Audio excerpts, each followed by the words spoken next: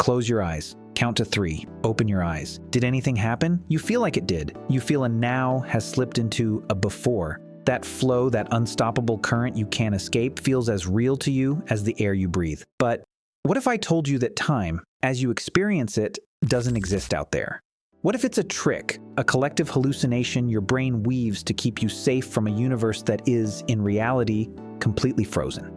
Science has been knocking on the door of this idea for decades, and the answers it's finding aren't just strange, they're deeply unsettling. Because time, perhaps, isn't a law of the cosmos. It's a prison of the mind. Think about this. Where is the now? Try to catch it. The moment you say now, it's already the past. Physicists call this the problem of the present. For Einstein, time wasn't a flowing river. It was a frozen river. He called it the block universe. All of time, past, present, and future, exists simultaneously, like a VHS tape where every frame is already imprinted. Your journey through it, that feeling of movement, is just your consciousness traveling from one frame to the next.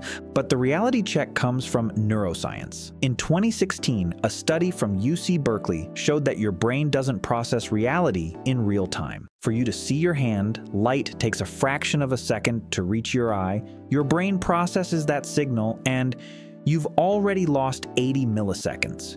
You always exist in a past of 80 milliseconds.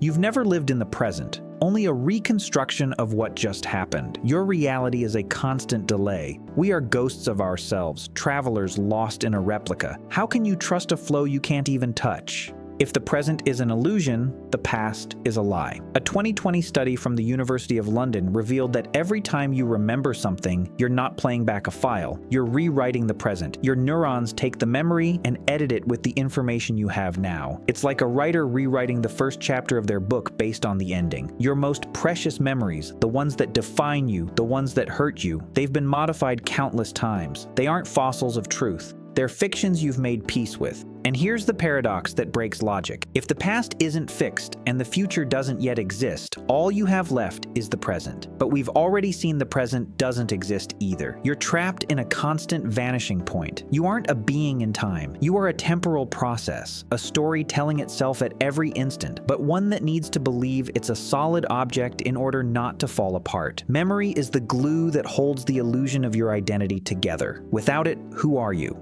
There's a test that changes everything. Neuroscientist David Eagleman discovered that time slows down in extreme danger. During a free fall, your brain processes information faster to give you time to react. Time doesn't slow down, your mind speeds up. But the real finding was something else. The way we talk about time conditions how we live it. Cultures that speak of ahead for the future and behind for the past have a linear view. But the Aymara people in the Andes speak of the future as behind and the past as ahead, because the past is what you see and the future is the unknown you can't see. What if time is nothing more than the grammar of your reality? What if the only reason you age is because your language forces you to? Plot twist.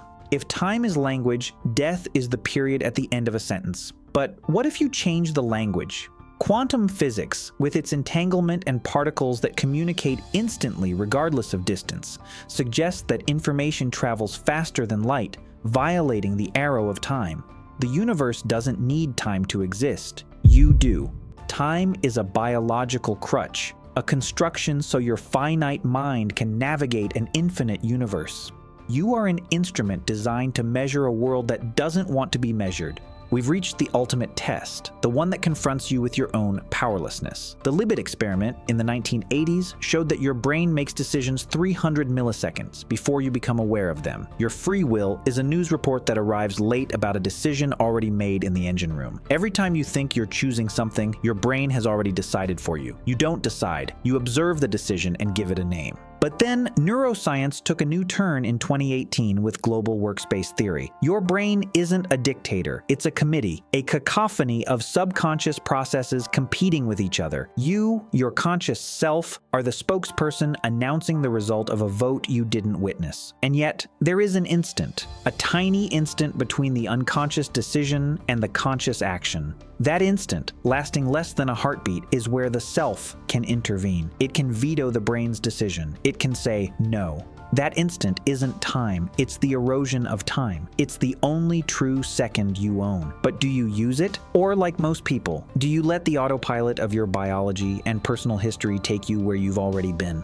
In the end, physics has shown you that time is an illusion, that the past and the future are mirages in a frozen block. Neuroscience has proven that your present is an 80 millisecond delay, that your memory is a constantly edited fiction, and that your free will is a story you tell yourself to avoid feeling like an automaton. Time doesn't exist outside your skull. It's software, not hardware. It's the interface that lets you not see the chaos of the universe, but rather an orderly, digestible version. It's the filter that keeps you from realizing that in reality, you don't move through space. Space and time move through you. If all of this is true, if you are both the creator and the prisoner of your own timeline, the final question isn't what time is it or how much time do I have left? The question, the one that will burn in your mind when this video ends, is more personal than a heartbeat. What part of your life are you living on autopilot, and what part are you truly and consciously choosing in that one single instant of power you have? And the second one,